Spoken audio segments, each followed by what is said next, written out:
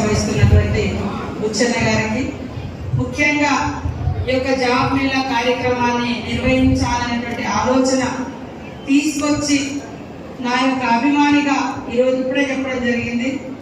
వారే చొరవ తీసుకొని ఎలక్షన్ల కంటే ముందు, వాస్తవానికి ఎమ్మెల్యే ఎలక్షన్ల కంటే ముందే ఈ జాబ్ మేళా కోసం ప్రపోజల్ తీసుకొని రావడం జరిగింది. అప్పుడు ఎలక్షన్స్ హడావుడి, కోడ్, ఎలక్షన్ కోడ్, మొన్న కూడా ఎలక్షన్ కోడ్, ఇవన్నీ రీత్యా చాలా టైం పట్టింది.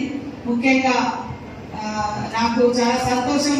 రామ్ గారికి ప్రత్యేకంగా ధన్యవాదాలు, స్పెషల్ థ్యాంక్స్ చెప్తా ఉన్నాను.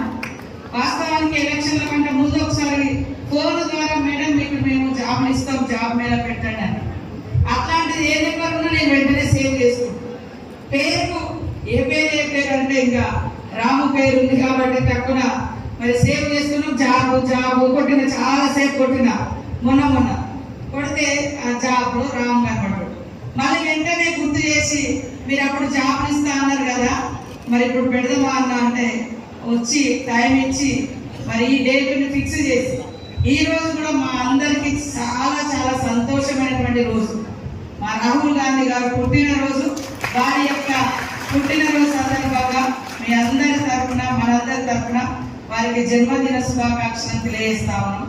వారి యొక్క లక్ష్యం కూడా ప్రతి ఒక్క యువకుడు ఏదో ఒక అంటే ఖచ్చితంగా ఈ రోజు ఈ కంపెనీలు అన్నీ కూడా మరి తమ్ముడు ఐటీ నుంచి కూడా శేఖర్ వారు మొత్తం దీని అంతా కూడా కోఆర్డినేట్ చేస్తా ఉన్నారు.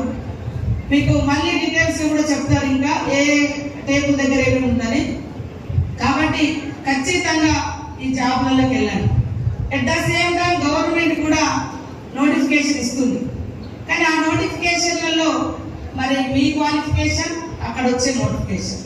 ఇవాళ 7th వాళ్ళకు కూడా ఇక్కడ జాబ్ దొరుకుతుంది, 10th వాళ్ళకు దొరుకుతుంది, ఇంటర్ వాళ్ళకు దొరుకుతుంది. మన చదువుకు తగ్గట్టుగా, మన టాలెంట్కి తగ్గట్టుగా ఏదో ఒక దగ్గర సెటిల్ అయ్యి తర్వాత మన చదువులు కూడా ఇంప్రూవ్ చేసుకుంటూ ఇంకా పెద్ద జాబులు, కలెక్టర్లు కావచ్చు, ఎస్పీలు కావచ్చు, పొలిటికల్ లీడర్ కావచ్చు, ఏదైనా కావచ్చు.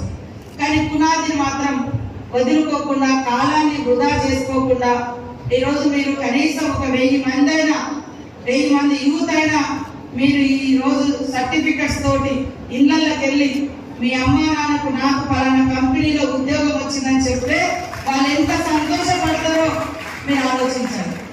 సంతోషం మన పుట్టిక తల్లిదండ్రులకు ఎప్పుడు భారం కాకూడదు.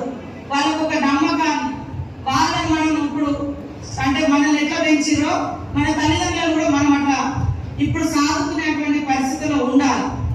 మీరందరూ కూడా ఈ యొక్క జాబ్ మేళలో పార్టిసిపేట్ అయ్యి ఉద్యోగం సర్టిఫికెట్స్ తోటి మీరు బయటికి వెళ్తారని నేను ఆశిస్తా ఉన్నాను.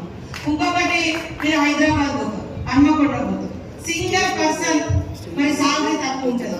ఎక్కడ ఉండాలని ఉండొచ్చు, SMS హాస్టల్స్ ఉండొచ్చు, లేదా ఒక 5-6 కలిసి ఇక్కడ సెలెక్ట్ అయినటువంటి వాళ్ళందరికీ కూడా ఆయా కంపెనీలలో ఒక నెంబర్స్ తోటి ఒక వాట్సాప్ గ్రూప్ తయారు చేయండి. అకామిడేషన్ కూడా ఇస్తున్నాయి కాబట్టి అట్లా కూడా ఉండొచ్చు.